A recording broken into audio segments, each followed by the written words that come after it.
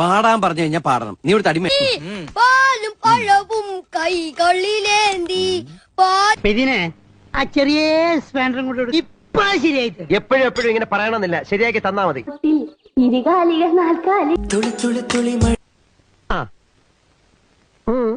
ഒന്ന് ചിരിച്ചേ, അതല്ല ഞാൻ ഉദ്ദേശിച്ചേ. ഒന്ന് പുഞ്ചിരിക്കൂ. Smile smile.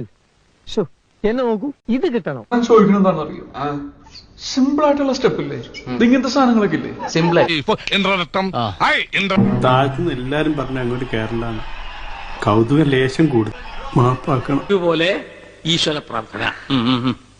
ഈശ്വര പ്രാർത്ഥന ഞാൻ പാടാം. കുട്ടികളുണ്ട്, അവർ ഞാൻ നന്നായിട്ട് പാടും. ഞാൻ പാടിക്കോട്ടെ മാഷേ, ഈ സ്കൂളിലെ പൂർവ്വ വിദ്യാർത്ഥിയല്ലേ? ശരി, പക്ഷെ പാടിക്കോട്ടെ മാഷേ, ഉണ്ണി പാടിക്കോട്ടെ. അവര് പറയണ ഞാൻ പാടാം. ഉണ്ണി പഠിച്ചത് ഞാൻ പാടട്ടെ. മാറടി. സാറേ സാറേ സാമ്പാറേ, സാറിന്റെ വീട്ടില് കല്യാണം. സാറേ ശനി വരുന്നത് ഈ വഴിക്ക് തന്നെ.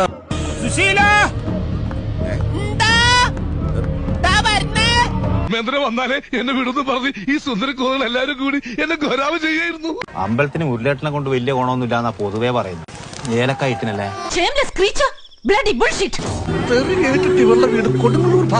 എടാ, പരമശിവം സ്പിരിറ്റ് എടുത്താൻ തുടങ്ങിയിട്ട് കാലം കുറച്ചായി. ഇതുപോലെ പല വെല്ലുവിളികളും ഈ 5 സ്റ്റാർ ഹോട്ടലിലെ ഭക്ഷണത്തിനിടയിൽ ഒരു ഹോംലി മീൽസ്. കോളിയെ പാത്താലേ തെരിയും നല്ല ടേസ്റ്റ്. ഇപ്പൊ എന്താ ഉണ്ടായേ? എന്തിനാ ആളുകൾ പടക്കം പൊട്ടിച്ചേ? ഇന്ന് വിഷു.